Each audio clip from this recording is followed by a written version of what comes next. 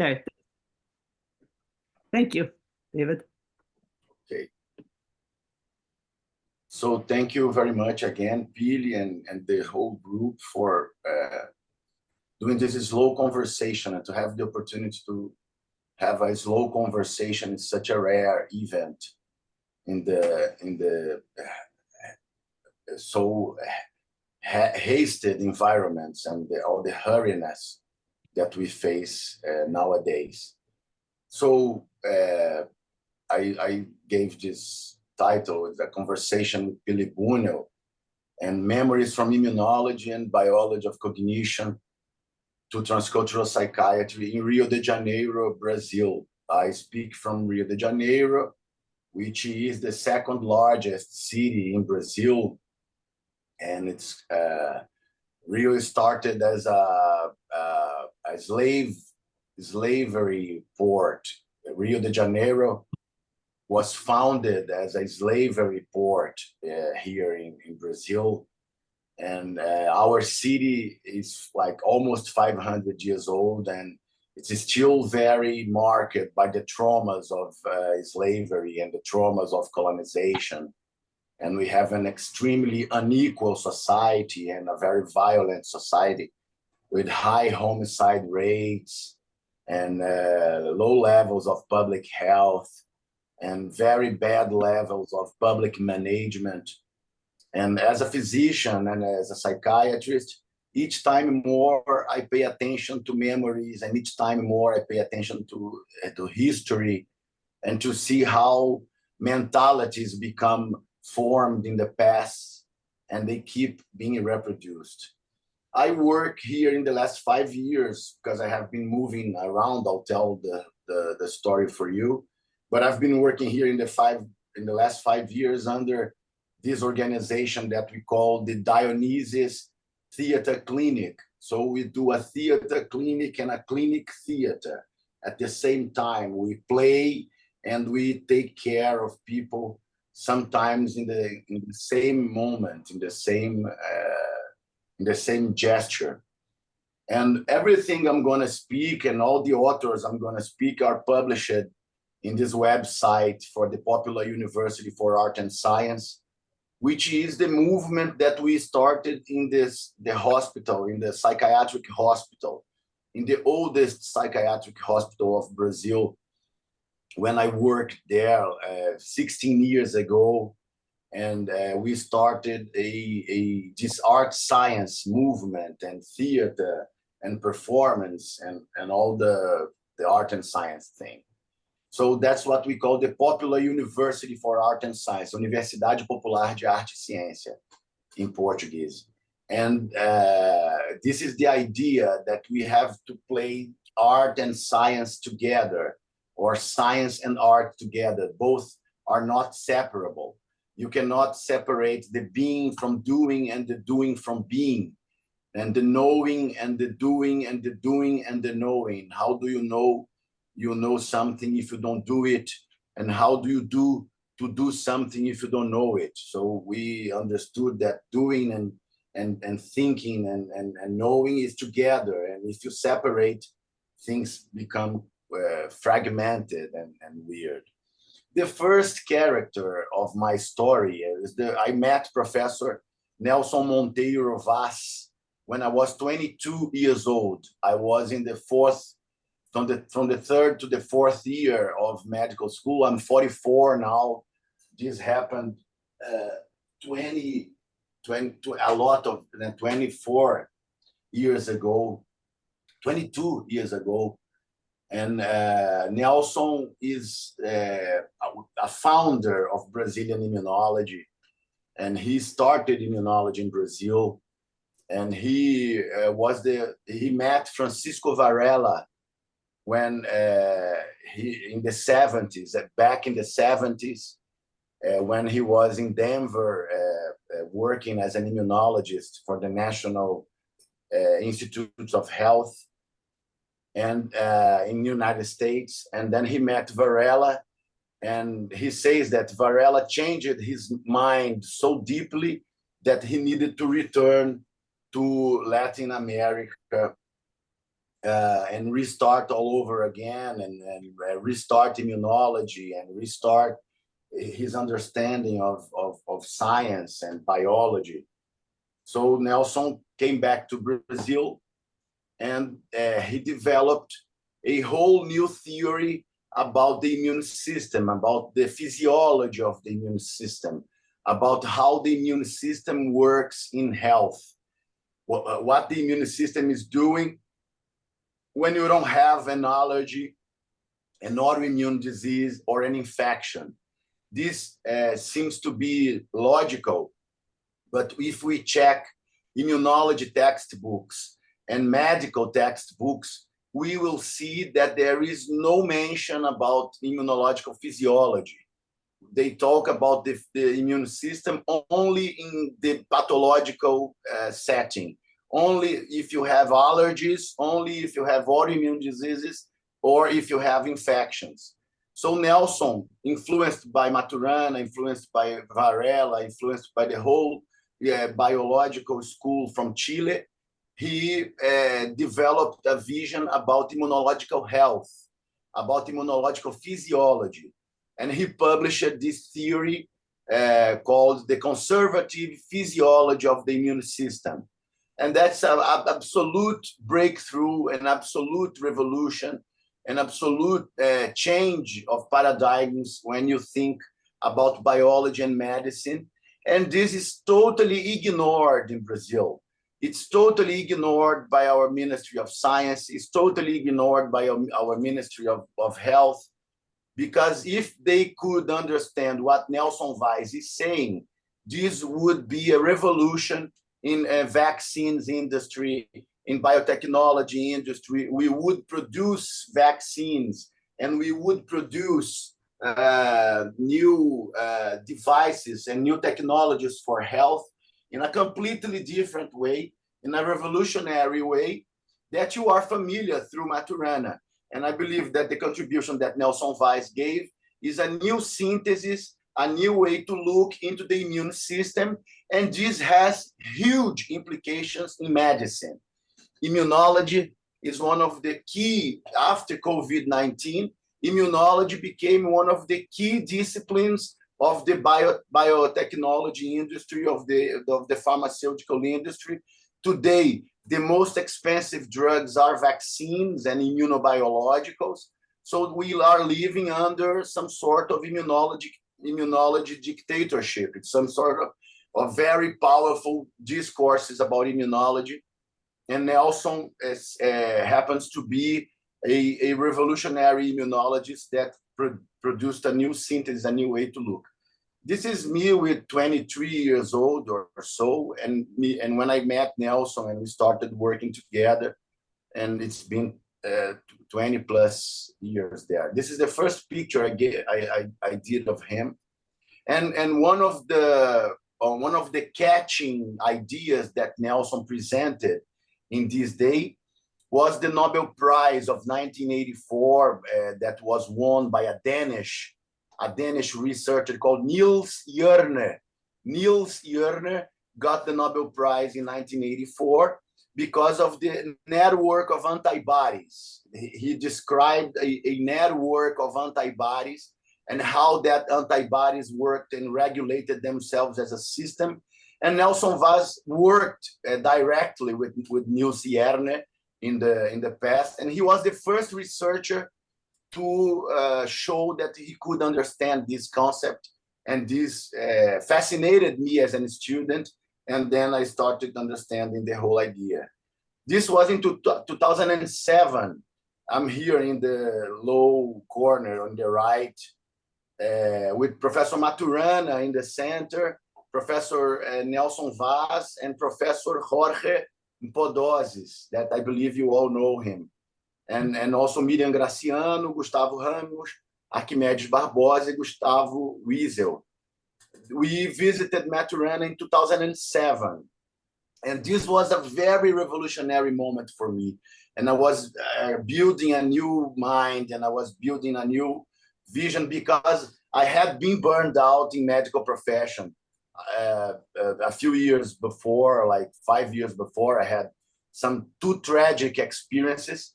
And I was chasing a new understanding, and I was chasing a new way to think about medicine and think about biology in order I could practice.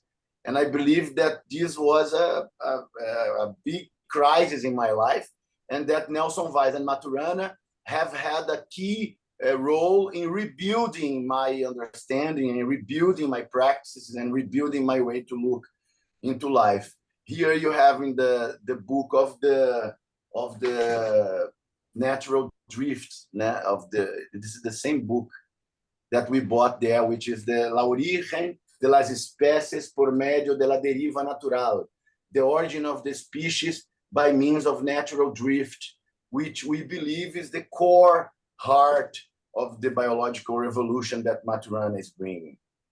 And Nelson have taught me to think systemically and to think biologically and to think in a way of multi-connectedness, the idea of networks of autopoietic molecules, the idea that all biological systems are connected through networks of molecules, and those molecules are self-regenerating and self-constructing. And this, I think it's a reconnection to a very old tradition of medicine and biology. In Middle-Age medicine, they would talk about vix medicatrix naturae, which is in Latin, it means the healing forces of nature, that we have those healing forces of nature. And this seems to be a very important thing.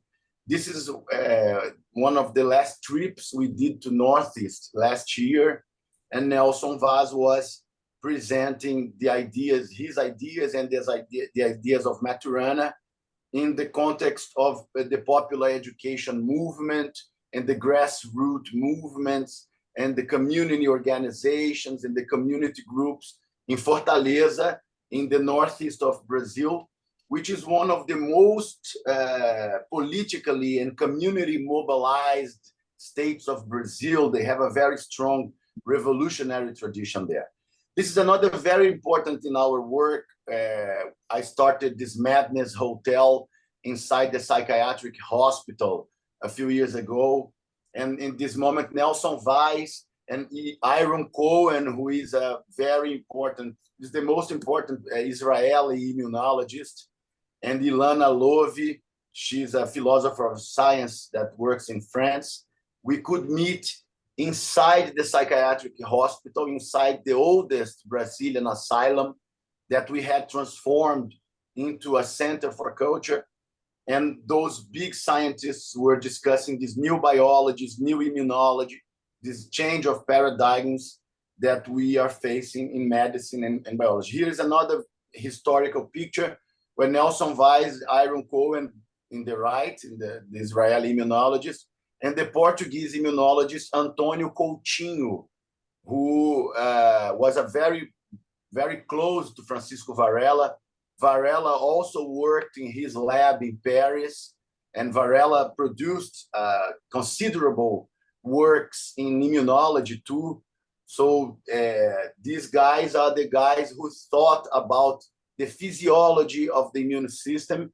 And I believe that Nelson Vaz, due to his association to Maturana's biology, has performed a very significant synthesis that may help us to think about medicine and the immune system in a completely different way. This has huge impacts in medical practice and in clinical practice. And this is Nelson, his lab, in his old lab. Nelson is retired in Belo Horizonte, but that's him in his lab. Nelson worked for 50 years and he started Brazilian immunology, and he's an emeritus in the Minas Gerais Federal University in Belo Horizonte, which is the third largest city in Brazil. And here this picture in 2019, I believe, 1 year before the passing of Maturana, that they were together in Santiago, Chile. And Nelson is completely the pioneer in Brazil talking about this new biology and this new vision and ecology and the new theory of evolution about the natural drift. And he produced a scientific synthesis that can be verified through immunology, through medicine, to clinical work. So this was Nelson Vaz. Another key master I had that I met when I was 26 years old was a bit after when I met Nelson Vaz, and I went to work with this Professor Amir Haddad, who is a teacher professor. He's a teacher person in Brazil. He's a founder of a street theater school. And I had a medical burnout. I was severely depressed, and I was thinking about killing myself. And I tried to take drugs, and I tried to take antidepressants, and I tried to do some therapy, and that didn't work. And I finally came to work with theater, with Amir Haddad, who is 86 years old now. I started this 18 years ago. He's still playing, he's still performing theater with 86 years old. Now he's playing Thus Spoke Zarathustra by Nietzsche with his theater group. He plays Zarathustra. He's still active and still doing street work and still doing theater work. And Amir Haddad 40 years ago, he abandoned the closed rooms of spectacle in Rio, the commercial rooms, and he started playing in the streets. And he started doing street performance, and he started occupying public spaces and restoring the role of public squares and the meeting point of public squares and playing. He was a very good friend and colleague of Augusto Boal, who developed the theater of the oppressed. And Amir Haddad have actually developed, he has restored the tradition of public performance and the tradition of playing in the streets and the tradition that we have started our main collective activities in the public spaces, in the tribal spaces, in the collective spaces. And these have influenced a lot my work, because in the last 18 years, I have been working as a physician and as a street performance. I am in this picture up in there in the monument. So this is the idea. This is a key idea in our work: the occupation of public spaces and the occupation of public squares and public common spaces of communities to play and bring memories and bring stories and bring the collective culture and the community culture. And this seems to be an extremely effective way, as I'll show you by my experience. I am here with 26 years old, and Amir Haddad is a great figure in Brazil. He's considered to be the most important Brazilian theater person living now. And I thank to him my own psychic healing. When I came from medicine and I came from science, and even when I was studying Maturana and I was studying Nelson Vaz, I became sicker and I became, even more lost, and I became even more disoriented. And it was really deepening my depression. Now I can see, because excess of lucidity may be a problem at some points, especially when you are young, or excess of information, isn't it? Sometimes we get access to too much information. And Amir Haddad, he taught me how to suit the word to the action and how to suit the action to the word, as Hamlet by Shakespeare says. And we could work together, and I played with him in the streets.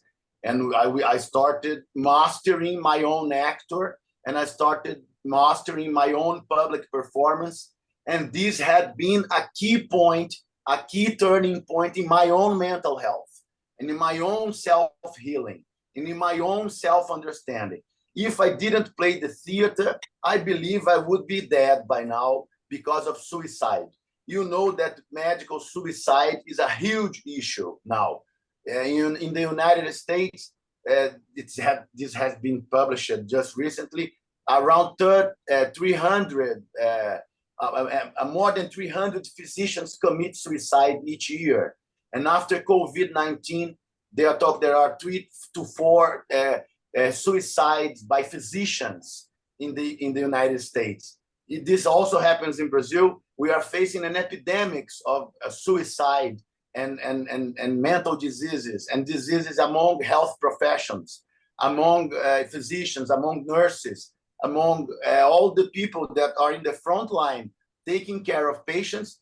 But as we understand, they are taking care of patients under a failed paradigm, under a new Darwinian and genetic determinism paradigm. This is the invitation to burnout, as we say in Portuguese. This is the invitation for your own practice to fail. If your scientific model is outdated, if your scientific model is not contemporary with the challenges of your time and the science of your time, you're going to suffer a burnout, because there is no efficacy in your medical practice, and you don't see the patients improving anymore. And we are facing a systemic health failure all around the world.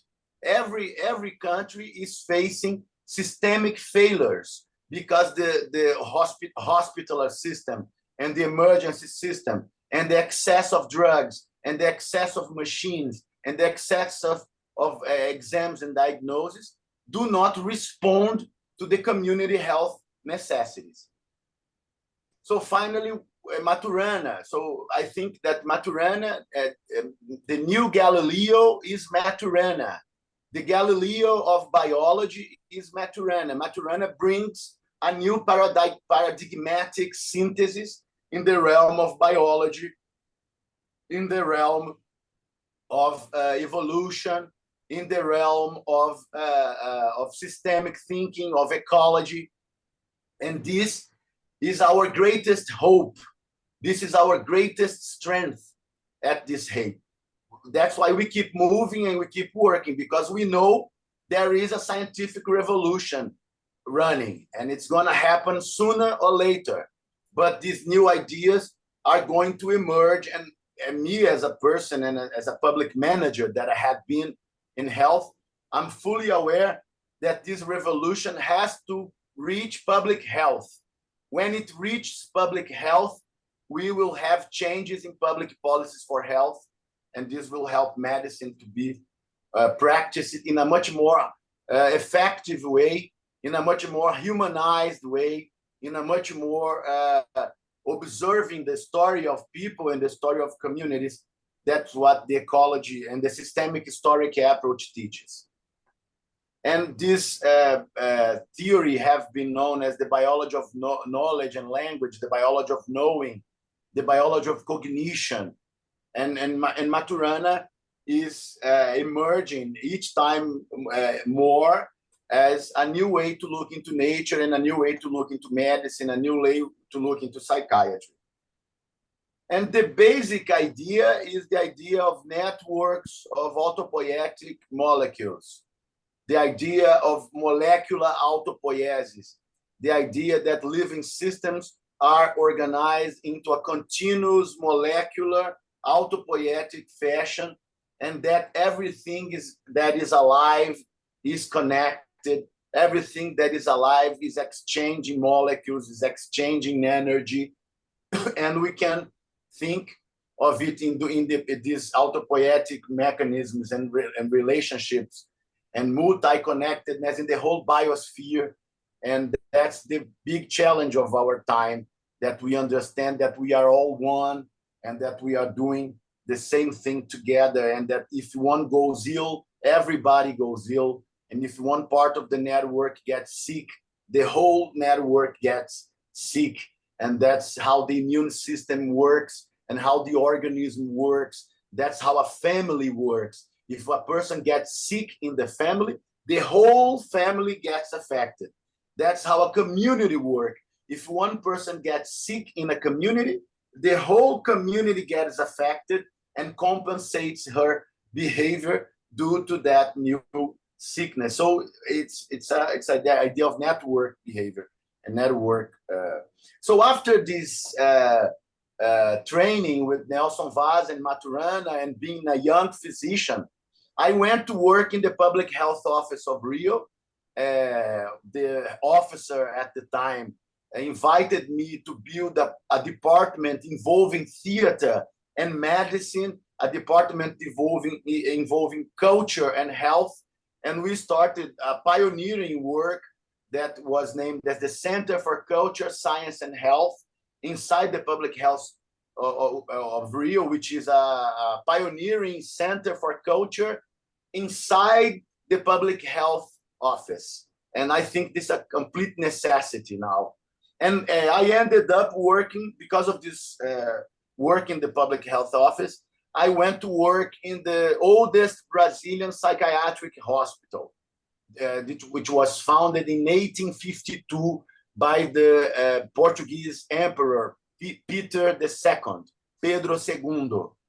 And this old asylum have been destroyed and badly management, and it's a bad public management is a rule in Brazil because of our colonial heritage. There is a very bad management of public resources and public buildings and all that. And I went to work in this decrepit psychiatric hospital. And that's my work started there in 2009, 10 years after the death of this woman psychiatrist called Nise da Silveira. I didn't meet her. I met her work, and I met the museum that she built in this decrepit psychiatric hospital in the periphery of Rio. She rejected violent methods in 1944 when she started to work as a psychiatrist in this place. Those methods were lobotomies and electroshocks and induction of coma by insulin and all kinds of very violent methods that psychiatry has developed when they try to eliminate the delirium and they tried to eliminate the sick mind of the person through aggressive methods. In 1944, when those methods were really in the high, Dr. Nise da Silveira rejected them and said because she was arrested in Brazil in the dictatorship of 1936, she went to prison. And she would say that she got out of prison with a very strong feeling for liberty. And she would never apply anything that resembles torture methods to her patients.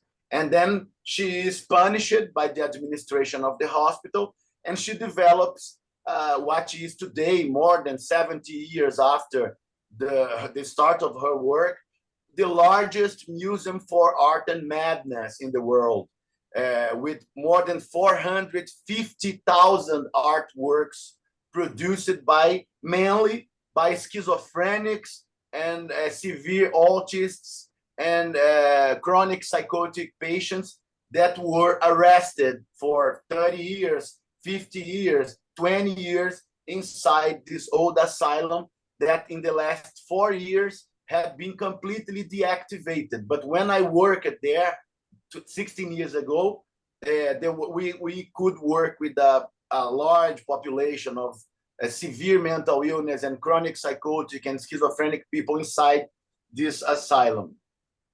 And Nise da Silveira, she rejected the aggressive methods of psychiatry, and she introduced occupational therapy and zootherapy and therapy through relational methods and relational work in this context. She worked with animals and paintings and sculpture and dancing and singing and writing and theater. In her first years of work, she developed a center, a cultural center inside this psychiatric hospital that counted with up to 17 different workshops. And out of those 17 different workshops, painting and sculpting captured most of the energy. Somehow, and then she produced a huge amount of paintings and drawings and works by people with severe mental illness. She pictured those images and she sent those images to Carl Jung. And Carl Jung wrote a letter back to her, and he said, Dr. Nise, come to work with me in Switzerland. And she went to Switzerland and spent 1.5 years in Switzerland, working with Carl Jung directly and working with Marie-Louise von Franz and being analyzed by Marie-Louise von Franz. And when she returned to Brazil, she started this museum that is called the Museum of the Images of the Unconscious. And she developed a pioneering method in analyzing internal contents of the patients through the artistic means and through the images that they paint and through the performances that they play. Through the improvised dialogic relationship, we can access internal contents and we can access unconscious contents from any person.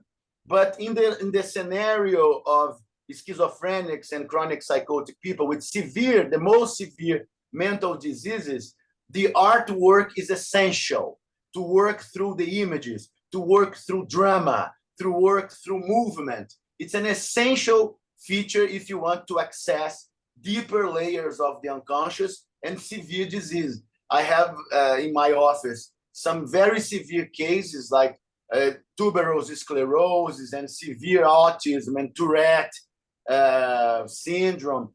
And all those more severe cases, I access them through collective work, through theater work, through art work, and family therapy.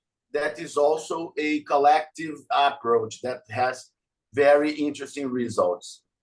So this is Nise da Silveira. She is also very little known in Brazil. Nelson Vaz is completely ignored by our scientific community. Nise da Silveira is completely ignored by our medical and scientific community. They teach a completely colonized curriculum. They teach neo-Darwinism and competition through selection of the fittest and very conservative clinical medicine. So, and Maturana is also completely ignored by our medical schools and our public health schools. And Brazil is in this difficult situation of not understanding his own people. We are turned to the outside, and we keep rejecting our own scientists, and we keep rejecting our own physicians, important scientists that have proposed an original way or a different way that is not the colonization mind work. It's not the colonization intellectual framework. I was educated as a physician here, and all my books were in English. All my books and all the papers and everything I read was in English. And then we have this bad colonized habit of importing knowledge and importing science. At the same time, as we are seeing, we have incredible scientists and we have incredible experiences in the territory, in the community. Another key person in my trajectory that worked with Nise da Silveira was this physician, Lula Wanderley. Now, Lula Wanderley, who is also a poet, an artist, a contemporary artist. He's still alive, working in the public system. And Lula, after working with Nise da Silveira in the context of a severe mental illness clinics through relational methods, through relational artistic methods, he advanced this idea a little more, and he developed an approach to chronic psychosis and schizophrenia through relational objects. You don't use, there's this phrase from an artist that Lula worked a long time with called Ligia Clark. It's a Brazilian artist, a very important one. And she would have this beautiful phrase. She says, there is no art object, but there are relational objects. All artistic phenomena is a relational phenomena. A hanging picture in the wall doesn't exist unless a person interacts with her and goes into an aesthetic experience and a relational experience, a learning experience, a pedagogic experience. Lula, he applied those experiences in relational objects, which are incomplete meaning objects, like tissues and balls and small objects that he applies in the body of the schizophrenic, in the body of the psychotic, and those relational objects, they flare the patient's subjectivity, and they invoke the patient's subjectivity. And this is the idea. There is no art object, but relational objects. We are always invoking our own subjectivities in order to produce meaning and in order to produce idea. And Lula, he is an artist himself. He works in multiple languages. He makes exhibitions and video poems. And I love this picture where he put his face into Chaplin's face. And he plays with this idea of illusion, of simulation, of art as a simulation, of art as a safe space for healing, a relational space, a transitional space. And this tradition from Nise da Silveira to Lula Wanderlei have radicalized those ideas and have deepened those ideas in the clinical realm, in the realm of psychiatry, in the realm of institutional psychiatry, in the realm of psychiatry for severe mental illness, of schizophrenics, of chronic psychotic, severe autisms. And my own clinical results confirm all this. This is Lula Wanderlei in the right, in the middle of a performance with Monica and Severino dos Santos, who are patients of him that I had followed myself, and I met them. So this was the first time in my life as a physician when I saw palpable clinical results. I could see people with very severe disease participate in those workshops and develop new relationships and develop new expressions and new ways of communication, and that improved significantly very severe cases of people that couldn't speak, of people that could not relate anyhow, through those relational methods, through those relational artistic methods, we can access deeper layers of the unconscious and more severe clinical pictures. And this is the tradition of psychotherapy. This is the tradition of transcultural psychiatry.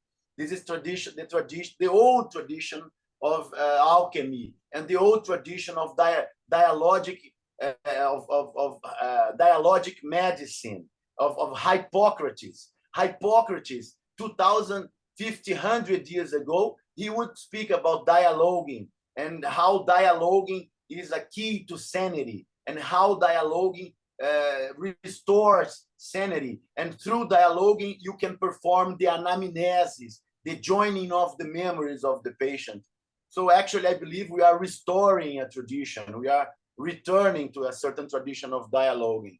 And Lula has published 2 books, and he is still working. He's working now for 40 years in the public Brazilian system. That is very, very challenging. Me, myself, I worked 7 years in the Brazilian public system in psychiatry, and then I was expelled by the coup d'etat in 2016. My work was closed, and I was expelled from the psychiatric hospital in 2016 in the context of a coup d'etat. So I could see how hard it is for us to remain in the public policy, to remain in medicine, playing those different ways of looking and different ways of approaching. Another 3 people that are very important in my work and have taught me how to play and how to cope medicine and theater and cultural action and mental health promotion and health promotion are these 3 Brazilians that they work together. Vera Dantas, she's a woman physician and an indigenous healer and a PhD and professor in public health in the north of Brazil. Lima, is a poet, and he calls himself a sino-poet, which is a playing poet. It's the tradition of singing and dancing and singing poetry and composing improvised and dialogic poetry in the act of cultural action. As Paulo Freire would say, cultural actions for freedom, cultural actions for health, cultural actions for development, because through cultural actions, we can change our ideas and we can change the values of our systems. Without cultural actions, we are kind of lost because we keep repeating the patterns of cultural actions that are today very massified. And the third person is Junio Santos, who is a theater director, a theater person. And these three people, God is good in producing synchronicities, and he sent them three to work with me in the psychiatric hospital when I was facing the beginning of our project. And this is Vera Dantas. She's a woman of indigenous background, and she's one of the greatest living physicians of our country today. And the three of them, they have this unique experience with cultural actions and mental health care and community health care and community medicine. Here is a picture of her letting herself being cared, letting herself to receive care. You know that sometimes to receive care is very hard, especially physicians. Physicians have a big difficulty in receiving care, in receiving the act of taking care. And I love this picture because she is a great, great physician. She's being receiving a massage from a person in the Madness Hotel. Here is a picture of her in the center, Lula Wanderlei in the left, and Jaswant Guzder, that I'll speak soon, and Vitor Nina and Debian Chambers. Vitor Nina is a Brazilian physician.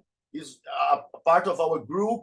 He's a member of the new generation of physicians. He's actually today a health secretary in Belém do Pará, in the north of Brazil, implementing transcultural psychiatry in public health with a lot of street theater and performances and public performances.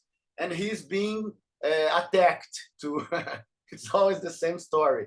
We have beautiful experiences that are attacked by the government and are attacked by the public managers. And this Canadian physician in the right, Jaswant Guzder, who is my supervisor, my clinical supervisor, and my supervisor in McGill University, where I'm teaching in the course of art and psychiatry. This is Ray Lima and Junio Santos behind him in the middle of action inside the psychiatric hospital. And these are, in my understanding, key people today in Brazil if we want to talk about cultural actions and freedom and mind liberation and Paulo Freire and pedagogies for autonomy. And these are the both of them, Junio Santos and Ray Lima, in the Madness Hotel when we used it to work during 7 years inside the psychiatric hospital. And this was the key experience of my life. I don't think it will ever repeat. I don't think it will happen again. It was incredible 7 years inside the psychiatric hospital, incredible 7 years inside the oldest Brazilian asylum, which stands in the suburbs of Rio, in Engenho de Dentro. And we developed a center for art and science through cultural psychiatry. And in this perspective, every human being is an actor and the world is a stage, as William Shakespeare said. And we developed this idea of relational theater, of interactive theater, of forum theater, where everybody is allowed to play, and you have to improvisate, and you have to dialogue all the time, and you have to play your contents, your repertoires in a dialogic manner. This was the entry of the Madness Hotel. This is Reginaldo Terra, who is a patient who was diagnosed with schizophrenia. He spent 58 years inside the hospital. He was hospitalized when he was 11 years old, and he works with me for 15 years now, and he plays theater weekly with me and our group for 15 years. He became a great actor. We have movies, we have prized movies, and he's one of our leaders. And this is how I use it to work as a physician and actor in the psychiatric hospital, playing pageants and playing public spectacles. And this was very important. And that was the climate of the Madness Hotel. Everybody danced and everybody sang and everybody took role in the workshops. Everybody took role in the spectacles. Everybody took role in the pageants. We worked in the open spaces of the hospital. We work in the open spaces of the community, in the public spaces, in the public square. And that's what I think is dialoguing. You can dialogue through dancing. You can dialogue through singing. You can dialogue through without words. You can dialogue in a circle. There are multiple forms of dialoguing, isn't it? And this seems to be very important. Like, for instance, this patient in the center of the picture, André, he could not speak, but he would play ears with us. And he worked with us ears. And he would do all kinds of performances, and he would do all kinds of, and like the other client in the picture, Miriam Rodriguez, he was extremely violent before the drama work, before the theater work. She was a very aggressive patient, and she returned to school, and she got approved in 3 years following until the coup d'etat. When the coup d'etat came, I lost the majority of the patients because the administration of the hospital expelled me, and they don't allow me to go back. It's a quite honoring position. It's better than getting away from the hospice, from the asylum. It's being expelled from the asylum. And the third character in the picture, Pelezinho Jaci Oliveira, who was a street person. He lived in the street for 10 years, and now he's with his family, working with his family, and he was hosted at the Madness Hotel during 4 years, where we developed this idea of transcultural psychiatry, of transcultural action, of psychiatric, through moving, of psychiatry through moving and healing, art and healing, and medicine, art as medicine. And we would occupy the open spaces. We had this arena theater that was a deactivated lake in the epicenter of the hospice terrain, of the asylum terrain. And we would work with this vision, with costumes to everyone, theater to everyone. Everyone is allowed to play. Everyone can do whatever they want. And from that, we can observe stability. People start to develop stable relationships. And people start to develop a community feeling, a group feeling, a family feeling. Theater, it's an excellent simulator for the family. We are all members of the Hamlet family. The Hamlet family, it's a poisoning family. The mother orders the death of her husband by his brother, and they want to kill the prince Hamlet too. So we are all a bit Hamlet. And we found out that because most of these very severe patients from the psychiatric hospital in Brazil, they had no family. They were street people. They were living in the street. They were living in the hospital for 40, 30 years. So the theater, or actually every collective work, simulates the family in an unconscious level. And we explored that a lot. This is Master Edu Viola, who was a great composer and poet. He just passed away just 1 year ago. And this vision that we could play, you can see in the picture, Vera Dantas, this great physician in the right, behind the tree, behind Tatiana, who was a patient, a severe autism patient. And this idea that every human being is an actor and every person can play. And this is Junio Santos, one of the greatest theater persons of Brazil, sitting in the floor in the public space with everybody, teaching and playing and dialoguing. And I think that was a very important thing. Here in this picture, you have Ney Mato Grosso, who is one of the greatest singers of Brazil, sitting in the open space of the psychiatric hospital with us. And the left, in the yellow, you can see Amir Haddad, who also worked constantly with us inside the hospital. In the superior position, you see Ray Lima. So, and me here with 32 years old in the 12 years ago in the right. So we have been doing this, playing in the streets and coupling that to medicine, to collective work, to family therapy, to the idea that we are collective beings, that our health is collective and our disease is also collective.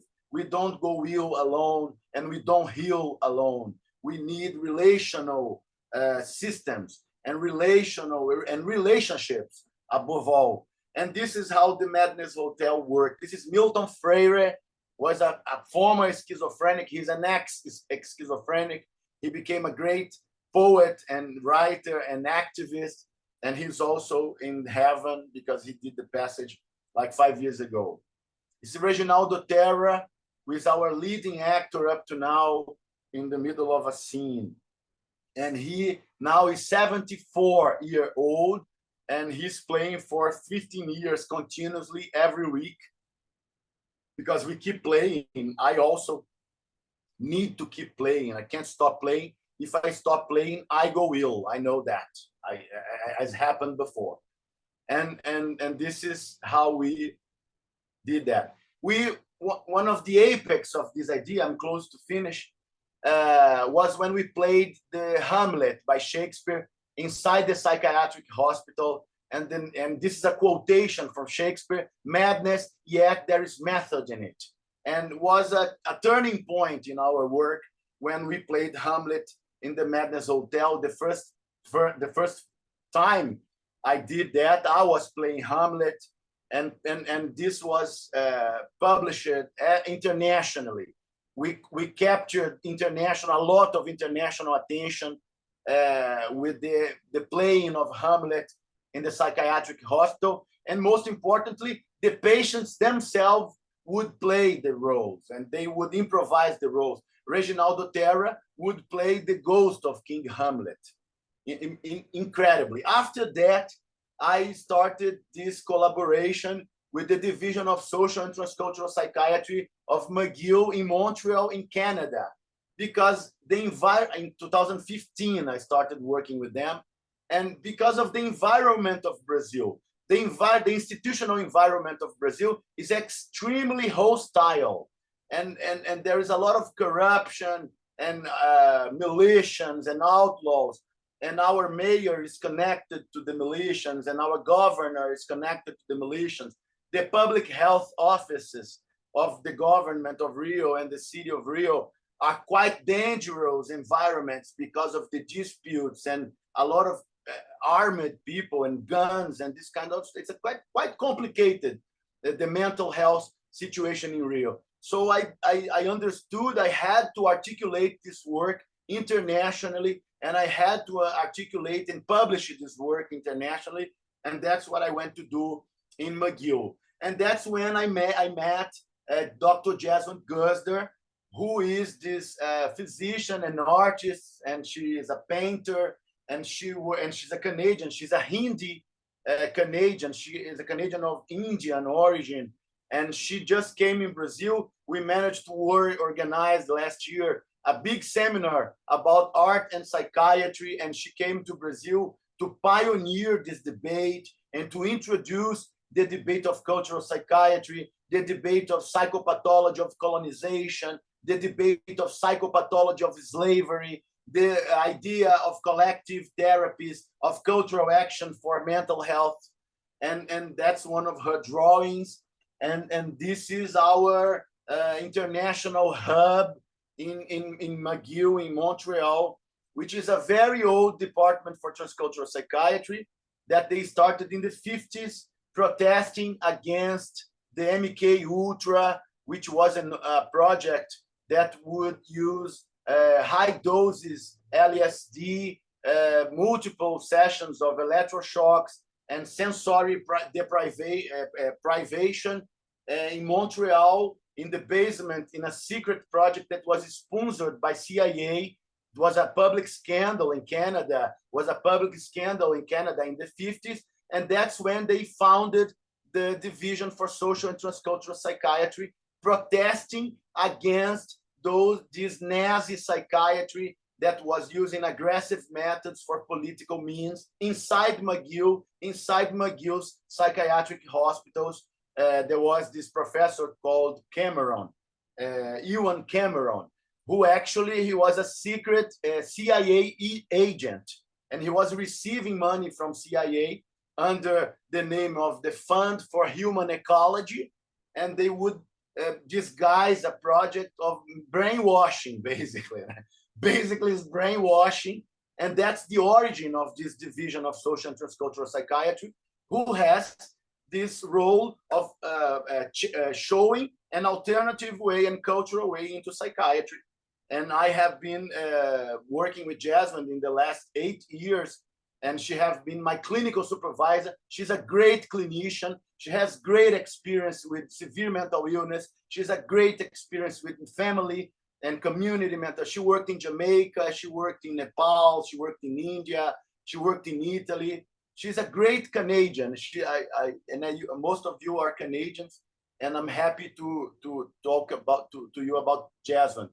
This is me and her in Venice, when we were invited to lecture in a seminar about mental health and art in the opening of the Venezia Biennale in 2019. It was a great moment of my career. And this is last year, 2023, when I managed to organize a big seminar in São Paulo, and I invited her for the first time in Brazil, and she brought with her Dr. Debian Chambers, who comes from Jamaica, from the very important experience of transcultural and community psychiatry from Jamaica that was developed by this professor, who is part of this group, Frederick Hickling, who is in the right, and he also died in 2020. And this is when we met the last time in 2020, 6 months before his death. In Jamaica, I was in Jamaica following the work and observing the experiences and seeing the people. And this is our last character of my small anamnesis, of my joining memories. And Frederick Hickling was this great scientist and psychiatrist from Jamaica. He worked his whole life in Kingston, and he developed a remarkable experience involving culture and cultural actions and singing and drumming and dancing and circling. Paulo Freire is also a key reference in this school of psychiatry in Kingston, and where he works with this idea of African dance, theater, ritual, portraying ancestral history and renewal. And he started this work in the 70s, when he creates a cultural center in psychiatry in the oldest asylum of Kingston. And he published this book that was released last year after his death, which is called Decolonization of Psychiatry in Jamaica, Magnificent Irations.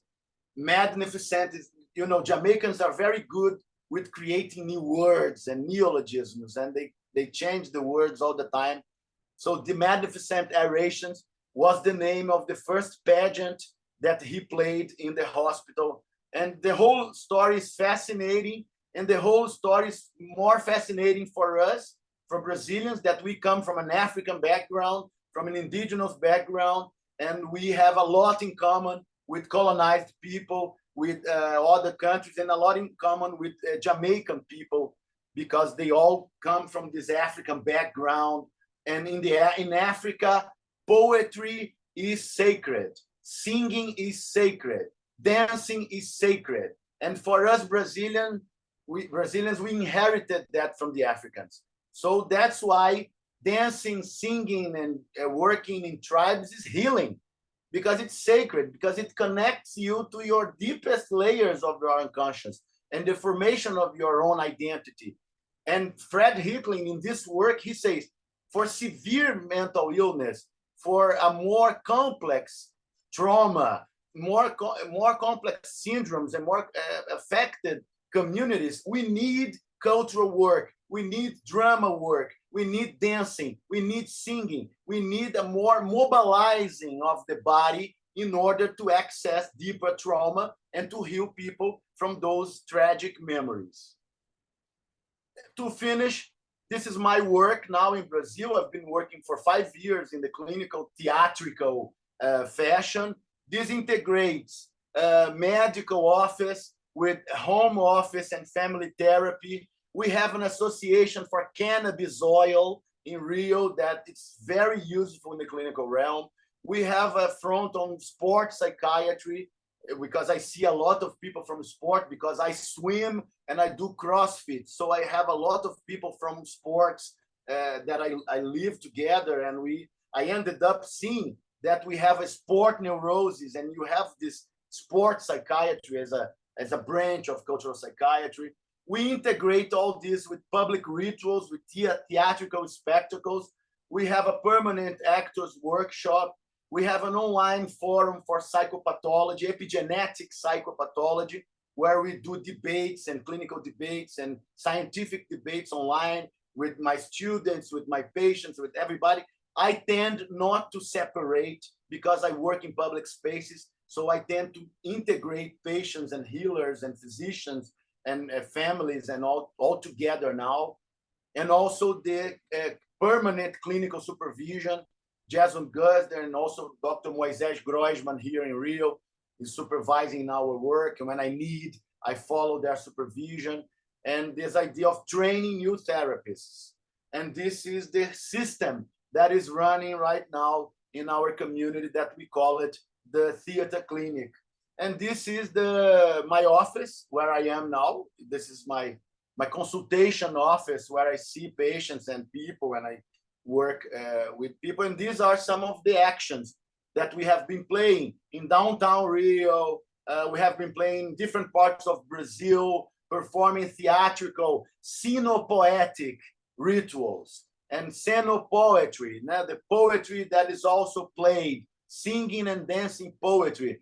This is me playing King Claudius from Hamlet. Our last playing of Hamlet, I like to play the villains because I know the villains are the most therapeutic experience, because it's when you have to face your darkness and you have to face your evil and you have to express your evil. So we have created a therapeutics of the villains where you can play villains in order to purge your own excesses.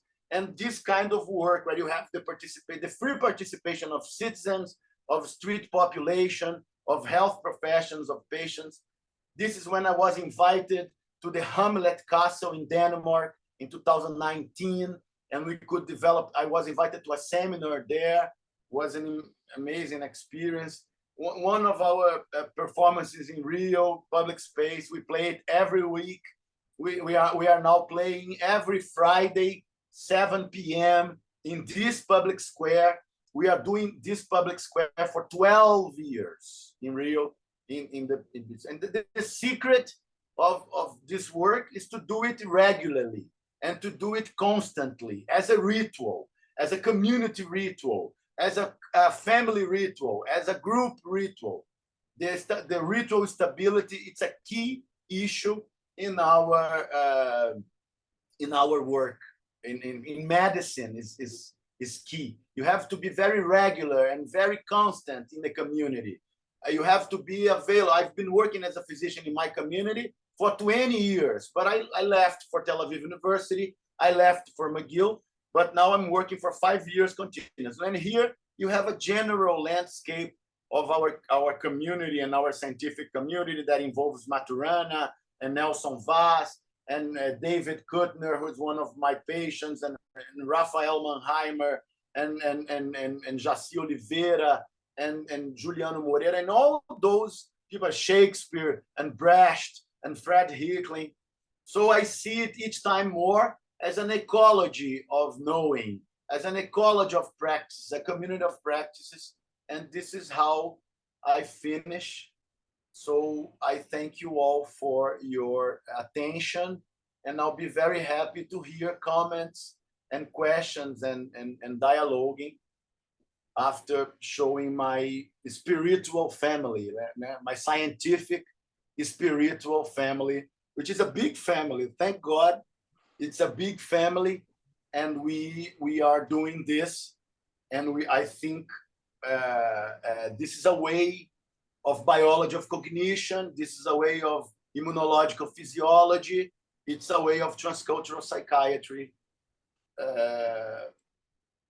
With this, I see you have comments here in the chat, but I'll be happy to hear you now after I spoke a lot. Now I'll be happy to